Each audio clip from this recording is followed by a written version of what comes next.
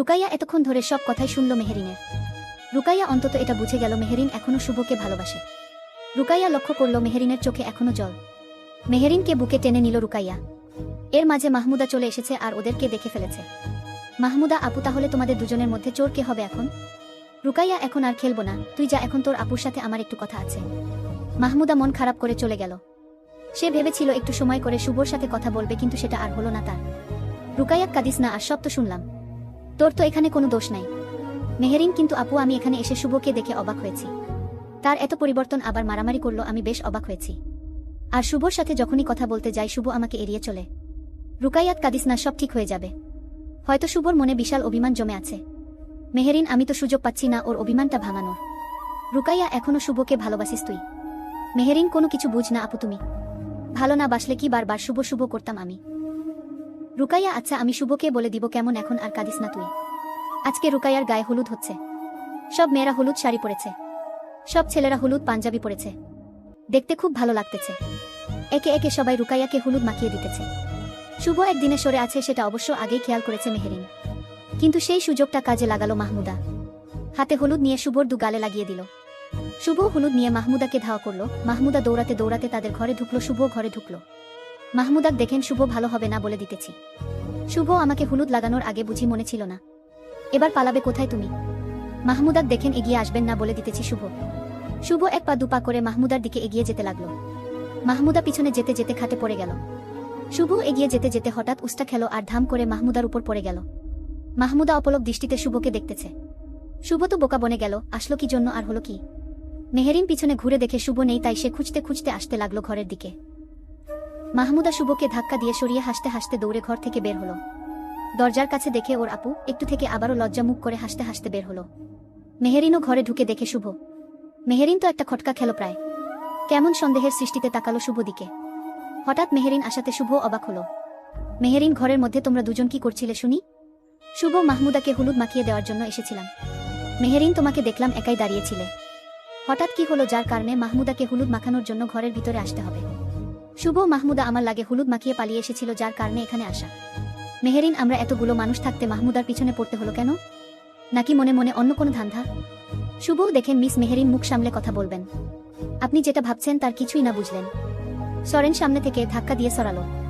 মেহেরিন, সব বুঝে গেছি আমি। আমাকে আর বোঝাতে হবে না। আমিও এগুলো শেষ দেখে ছাড়ব। মেহেরিন মন খারাপ করে নিজের ঘরের দরজা বন্ধ করে বসে থাকলো সন্ধ্যা পর্যন্ত। সবাই যখন বাইরে আনন্দ করতেছে তখনই মেহেরিন ঘরে কান্না করতেছে। রুকাইয়ার চোখ বারবার মেহেরিনকে খুঁজতেছিল, কিন্তু কোথাও পেল না মেহেরিনের দেখা। হলুদ মাখানো শেষ হলে রুকাইয়া গোসল করে মেহেরিনকে খুঁজতে খুঁজতে তার ঘরে গেল। ঘরে ঢুকে দেখে মেহেরিন কেঁদে কেঁদে চোখ মুখ লাল করেছে। এমনি ফর্সা সে, তার উপর কতক্ষণ কান্না করেছে কে জানে। রুকাইয়াত, কি রে মেহেরিন, এভাবে ঘরে দরজা বন্ধ করে বসে বসে কাঁদছিস কেন? কেউ কি কোনো কিছু বলেছে তোকে? মেহেরিন, না আপু, কেউ কিছু বলে নাই, হাতের উল্টো পিঠ দিয়ে চোখ মুছতে মুছতে। রুকাইয়া, কেউ কোনো না বললে এভাবে কাঁদছিস কেন তুই? মেহেরিন এবার রুকাইয়াকে জড়িয়ে ধরল। রুকাইয়াও মেহেরিনের পিঠে হাত বুলিয়ে দিতে থাকল। হঠাৎ করেই আবারও কান্না শুরু করে দিল মেহেরিন। রুকাইয়া, আমাকে বলবি তো কি হয়েছে তোর? আমাকে কোনো না বললে বুঝবো কি করে? আর এভাবে কান্না করলে কি হবে?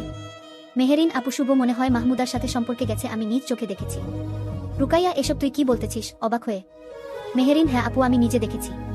মাহমুদা লজ্জা ভাব করে হাসতে হাসতে ঘর থেকে বের হলো, আর সেই ঘরেই শুভও ছিল।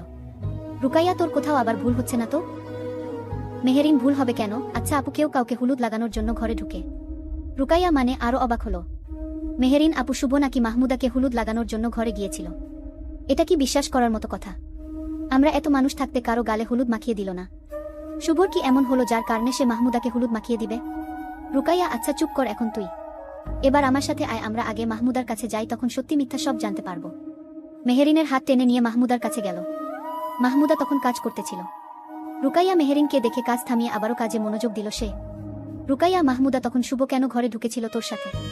মাহমুদা, আর বলো না আপু, কাজ রেখে শুভ এক কোনায় দাঁড়িয়ে আমরা সবাই মজা করতেছি। সেই সুযোগে আমি শুভর গালে হলুদ মাখিয়ে দেই দৌড়। শুভ দৌড়ে ঘরে ঢুকে কিন্তু হলুদ দিতে পারে না। আমি আবারও পালিয়ে চলে আসি। রুকাইয়া, এই তুই কি শুভর বড় নাকি যে ওর নাম ধরে কথা বলিস? মেহেরিন, এখন থেকে শুভ ভাইয়া বলে ডাকবি, বুঝলি?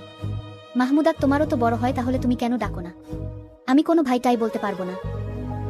মেহেরিন, দেখেছ আপু কত বড় বেয়াদব একটা। রুকাইয়া, জানিস তো কি রকম জেদি ও। আচ্ছা বাদ দে, চল, এবার সব তো শুনলি, অহেতুক কান্না করলি। এবার রুকাইয়া মেহেরিনকে নিয়ে শুভর কাছে গেল, কিন্তু গিয়ে দেখে শুভ কার সাথে যেন খুব সিরিয়াস হয়ে কথা বলতেছে। কথা বলতে বলতে বাড়ির ভিতরে গেল শুভ। সেখানে সবাই উপস্থিত আছে। রুকাইয়া ভাবল মেহেরিনের সাথে সম্পর্কটা ঠিক করে দিতে, কিন্তু কিসের কি শুভ বাড়ির ভিতরে সবার কাছে আসলো। নানিক কি রে নানু ভাই, কোনো বলবি নাকি? শফিক কি শুভ কোনো বলবে আমাদেরকে? শুভ মামা কেউ না জানুক, আপনি তো জানেন আমি সেনাবাহিনীতে চাকরি করি। শফিক হ্যাঁ সেটা তো জানলাম, তোকে রুকাইয়ার বিয়ের কথা বলতে গিয়ে। মেহেরিন এবার আকাশ থেকে পড়ল। ওর বাবা তো এমনিতেই সেনাবাহিনীর চাকরি করা কাউকে পছন্দ করে না, মানে কোনো ছেলেকে যার সাথে মেয়ের বিয়ে দিবে। আর শুভ সেনাবাহিনীতে চাকরি করে এটা তো সে জানত না। শুভ মামা হয়েছে কি, আমাকে এক্ষুনি যেতে হবে, একটা বড় ধরনের সমস্যা হয়েছে। শামছুল আর দুদিন পর রুকাইয়ার বিয়ে আর তুমি চলে যাবে মানে? শুভ ছোট মামা, আমি না গেলে বড় ধরনের অঘটন ঘটতে পারে। আমি না গেলে হাজার হাজার মানুষ মারা যেতে পারে। শফিক ঠিক বুঝলাম না। শুভ মামা একটা শপিং মলে কয়েকটা জায়গায় দেশীয় সন্ত্রাসীরা বোমা রেখেছে, আর আমি যত রকম বোম আছে সেসব ডিফিউজ করে দিতে পারি, কিন্তু আমাদের অন্য অফিসার সেটা পারছে না, তাই আমাকে যেতে হবে। শুভ আরও কিছু বলতে যাবে, এর মাঝে পাশের ক্যান্টনমেন্ট থেকে কয়েকটা সেনাবাহিনীর গাড়ি শুভর মামা বাড়িতে আসলো। সবাই দেখার জন্য বাড়ি থেকে বের হলো। এর মাঝে আবার একটা হেলিকপ্টার এসে গেল, সেটা বড় একটা মাঠে নামলো। সেখান থেকে ধনিরাম নেমেই শুভর কাছে আসলো। সাথে কয়েকজন মেজরও ছিল গাড়িগুলোতে। ধনিরাম সে কি স্যার, এখনো আপনি বের হননি? বোম ফাটলো বলে। শুভ আমি এক্ষুনি আসতেছি। দৌড়ে বাড়ির ভিতরে গেল। শফিক স্যার শুভ এসব কবে থেকে করে? ধনিরাম যখন থেকে জয়েন করেছে তখন থেকেই করে। জানেন শুভ স্যার সেফটি স্যুট পর্যন্ত পরে না। আমার তো ভয়ে হাত পা কাঁপে, বারবার বলে আমি একা মানুষ, মরলেও কিছু হবে না। ধনিরামের কথা শুনে সবাই খুব ভয় পেয়ে গেল। মেহেরিন তো চরম অবাক, এটা কি বলতেছে? শুভর মামা এবার সত্যি সত্যি রেগে গেল।